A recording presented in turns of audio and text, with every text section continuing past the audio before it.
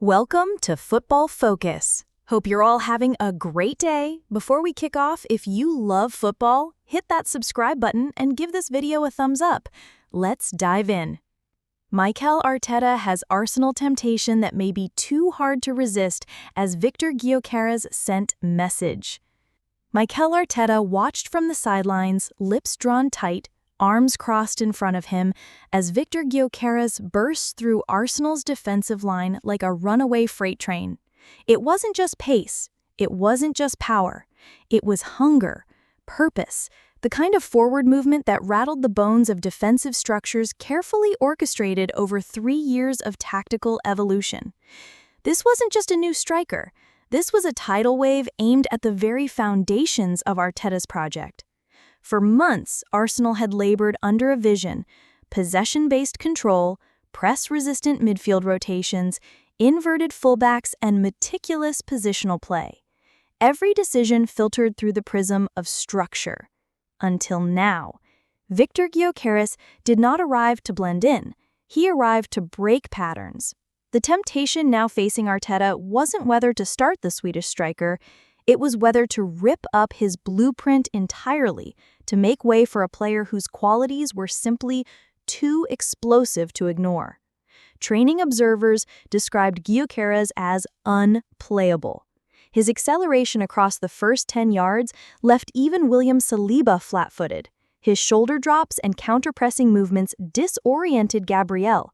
His ability to play with his back to goal while spinning defenders into oblivion drew murmurs that Arsenal may have accidentally signed a cyborg. Behind closed doors at London Colney, Arteta was no longer simply managing talent, he was trying to survive brilliance. Anew, Arsenal's technical director, had delivered Gyokeres from Sporting CP with full awareness of the chaos he would inject. And chaos it was. Within 2 sessions, the coaching team had abandoned their standard pressing drills and modified entire modules around Gyokeres' spatial manipulation. His movements disrupted everything. In attack, he created channels not just for himself, but for ghost runners like Martinelli and Odegaard. In defense, his pressing triggers sparked team-wide responses that left opposition midfielders scrambling. The message was clear: Gyokeres wasn't fitting into the system, he was forcing the system to fit around him, and Arteta was feeling the pressure. Kai Havertz, who had only just begun to carve out a role in Arsenal's hybrid midfield forward zones, suddenly looked surplus to requirements. Gabriel Jesus, once undroppable, now seemed more suited to rotation than rain, and Eddie Nketiah, already earmarked for a potential summer exit. The tactical board inside Arteta's office began to shift. Conversations that once revolved around 4-3-3 slowly morphed into sketches of 3-5-2, 4-4-2 diamond, and even asymmetric 4-2-3-1 systems designed specifically to unleash Gyokeres' full fury. But it wasn't just the tactical reshuffle, it was the psychological earthquake. Veterans like Zinchenko and Partey were reportedly stunned by the ferocity Gyokeres brought to training. Even Declan Rice, the £105 million linchpin, remarked in an internal debrief, "He moves like he's being chased by war, and he chases like he wants to start one." In one particular in-house match, Gyokeres netted 4 goals in 12 minutes. Not because he had superior service, but because he manufactured danger from half chances. A miscontrolled pass became a goal. A hopeful clearance became an assist. A loose ball became a weapon. Arteta stared at the datasheet after that session. Sprint metrics off the charts. Duels won, 11 out of 13. Defensive recoveries, 5. Key runs, 8. He had never seen a forward register such influence across all phases. So now the great question looms. Does Arteta resist the temptation of rewriting everything, or does he surrender to it? The Arsenal fanbase is already bracing for impact. Social media lit up with training clips of Gyokeres bodying Gabriel and nutmegging Timber. Pundits who once wrote off Arsenal's title challenge for lack of elite, final third killer instinct have begun to retract. and whispers of tactical overhaul have begun to leak into mainstream press. But temptation brings consequences. Shifting formation to suit Gyokeres could stifle Odegaard's creative influence. Asking Bukayo Saka to operate in more defensive wide zones to compensate for central overload could lead to burnout. Relegating Martinelli to a support striker role might reduce his explosiveness. And yet, for all these risks, the reward glimmers too brightly to ignore. In pre-season matches, Arsenal trialed Gyokeres with a second striker, either Jesus or Trossard, and the chemistry was electric. No longer reliant on predictable overlaps or overloads, the team moved with dynamism.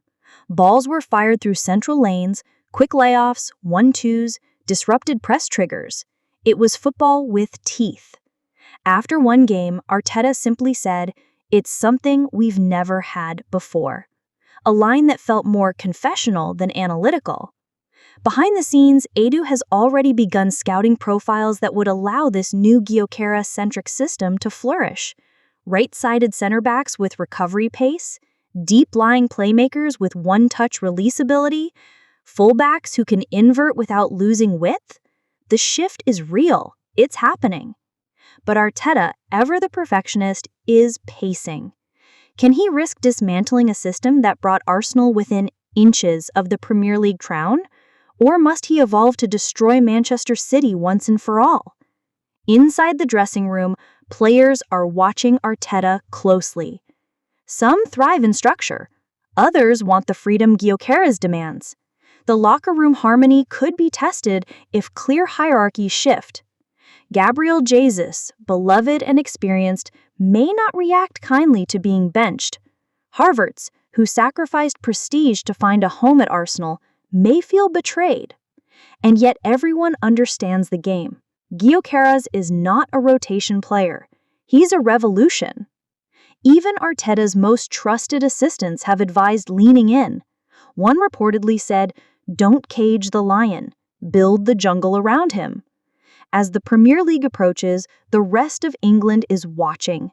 Manchester City are already analyzing how to neutralize the Swedish threat. Liverpool, under Arne Slot, are preparing tactical contingencies. Even Manchester United have rerouted their scouting to compare profiles. But perhaps the most telling development? Bukayo Saka's own admission. "He makes my job easier. Space appears where it never used to. Defenders are pulled away from me. It's insane." For a player as intelligent and refined as Saka to publicly acknowledge tactical benefits is monumental. It means the squad isn't just accepting the Gyokeres storm, they're embracing it. Which means Arteta may no longer have a choice. Temptation in football usually comes with cost. Managers who yield to the brilliance of one player risk destabilizing collective effort, but those who resist often miss the opportunity to write legacy. For Arteta, the temptation to rebuild Arsenal's present for the sake of its future may be too powerful to deny. The path forward may not be clear, but one thing is, Viktor Gyokeres has sent his message. He is not here to fit in. He is here to take over.